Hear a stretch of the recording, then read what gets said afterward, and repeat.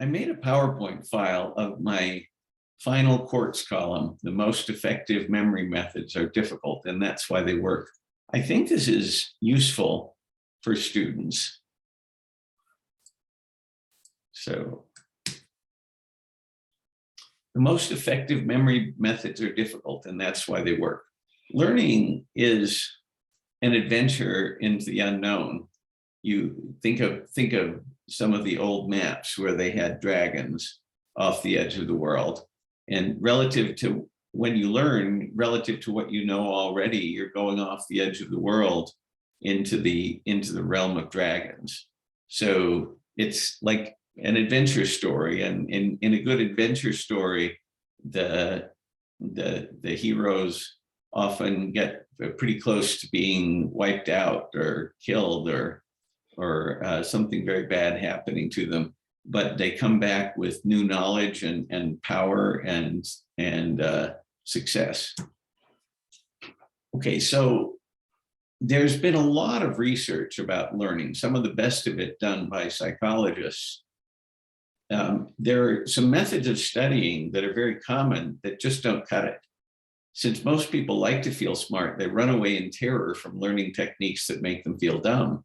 Instead, they mistakenly focus on methods that give them the satisfaction of feeling like they're improving in real time. Here are some common ones: rereading, underlining and highlighting key themes, trying to burn an idea into your memory by going over it again and again and again and again in a single intense session, waiting until you fully understand an idea to try to apply it or explain it. And there's some other things of the same ilk, but unfortunately, these improvements that come from this way of doing it just won't last. They'll evaporate quickly. So just think of how many of these you often use. I think they're all pretty common. So there are some activities that are very helpful in searing what you want to learn into your long-term memory.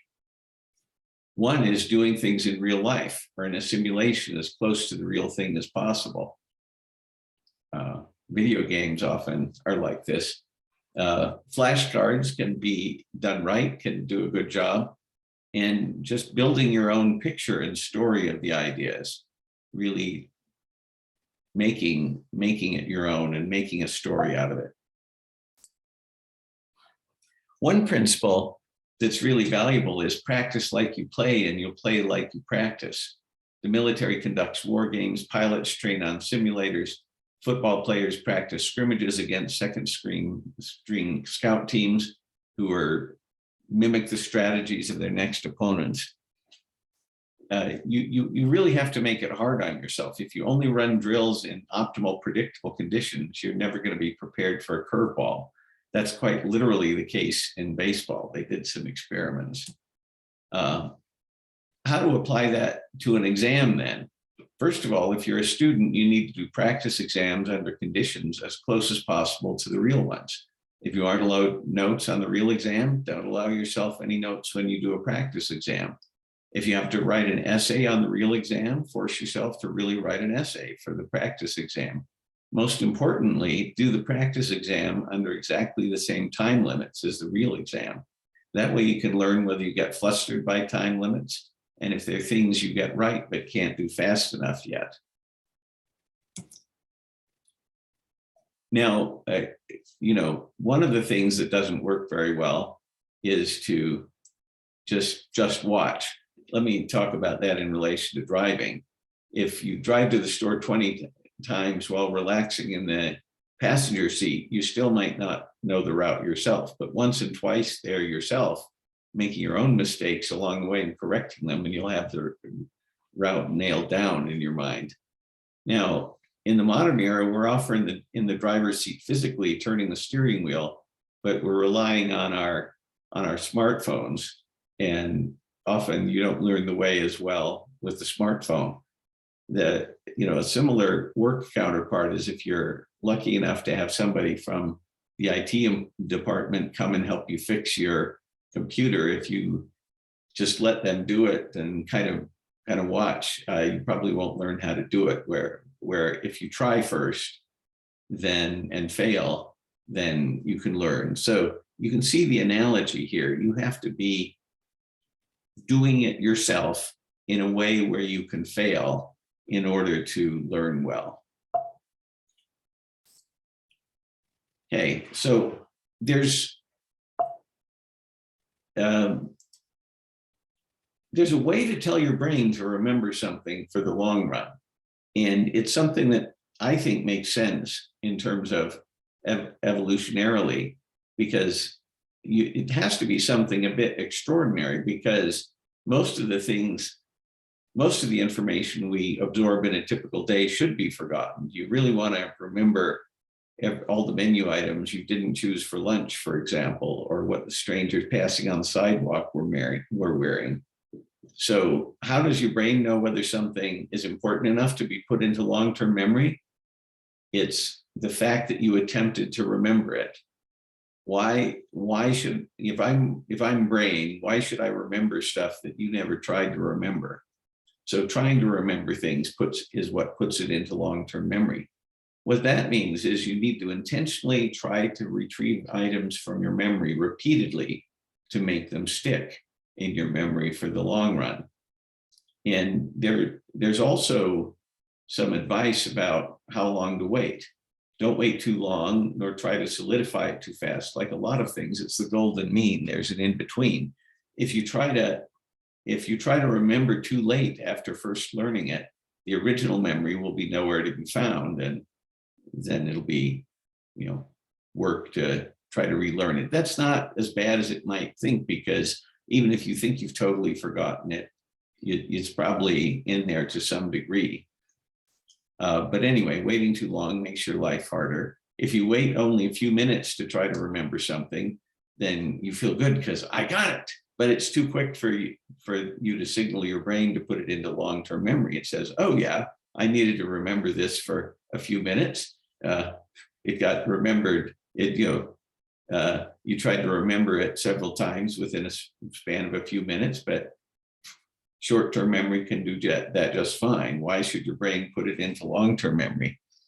So one rule of thumb is to choose a length of time after which you get about 80% of everything right. And I'm going to tell you, I've been doing this with my German study, and you do feel stupid, and it is a little frustrating when you're only getting 80% of them. It's quite confronting to see what you don't know, but it's that being confronted by what you don't know that really helps you focus on learning those things, and also having your brain feel like they're important.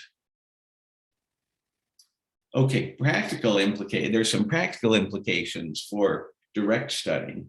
First of all, always guess the answer before looking. Never go and look at the answer first. You've got to guess the answer. Even if you think you can't, it's hopeless for you to remember, try. And even when you guess, why do you want to do that? Because even when you guess wrong, the effort of guessing carves out a space in your mind for the real answer to go. And also guessing wrong and learning your mistake helps you remember what the answer isn't. At least you have some sense of how you guessed wrong, how you went on the wrong track, even if you don't quite have the right answer down yet. As I said this before, but wait long enough between rounds that you struggle to remember most of them. Getting 80% of them right means that on, say, 30% of them, you're really kind of struggling and you get them right. And then 20% you're struggling and you get them wrong, and maybe 50% is easy. Now, if you did wait a long time between rounds, like several days, for example, and you still got an item right, then seems like you probably know that pretty well, and you can put that item in a pile that you don't have to review very often, but you probably need to review it some. Once you can go for several days in between, for example, now maybe you can review it after a week and a half or something like that. Or if you could go an hour in between, now maybe you can wait till the next morning to review it. And there's this principle of interleaving. if you're studying only one type of thing or one narrow set of things, that's a little too easy for your brain, and it gets less interested, and it's not working as hard, and so it doesn't remember as well. So go back and forth studying different things at the same time. This helps push you to keep things straight. It also helps you to distinguish between things that seem kind of alike but are really quite different. Now, here's another technique that's really, really valuable. Teach what you're learning, even if only to yourself. So one simple version of that is write about it in your own words from memory. When you're doing that, answer without looking things like, what are the most important ideas? How do they hook together? Why should anyone care? Excuse me. Then you're now trying to figure out how to teach something to yourself or others does many good things. First of all, you're trying to figure it out and put it together. How do I, what's the best order, for example? You have to retrieve many things from memory to think what's the best order. And you're also creating a structure that gives you memory cues. It's like, oh, I'm going to do this first, then this, then this. That's a structure that helps you remember. Now, here's another trick that can work to remember things better, even while you're in lecture. When whatever the instructor is saying, try to guess where the instructor is going next. If you guess right, you win. If you guess wrong, then you're surprised, which makes it more interesting.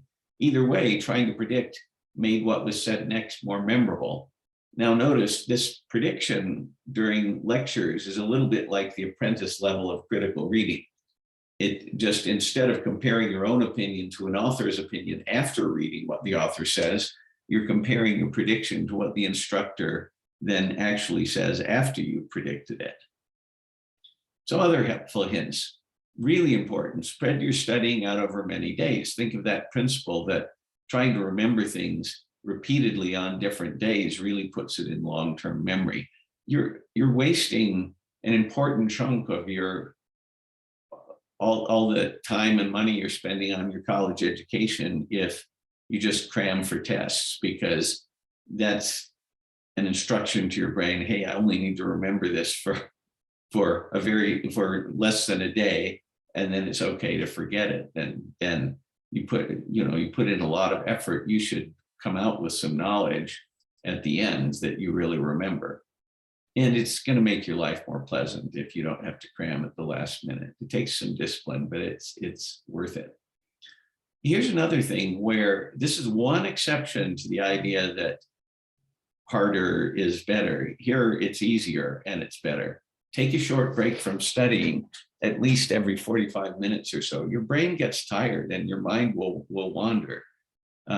So you really, and it doesn't have to be a long break, 5 minutes, get up, stretch your legs. That's good ergonomically too. You're gonna, it's not good for your body to sit in one place for a long time. And you might feel like it's real discipline to stay there, but you will learn it better if you take short breaks. Now, obviously there's a temptation to take a very long break, and sometimes that's appropriate and sometimes not, but you can clear your head in as little as 5 minutes if you're on a short timeline.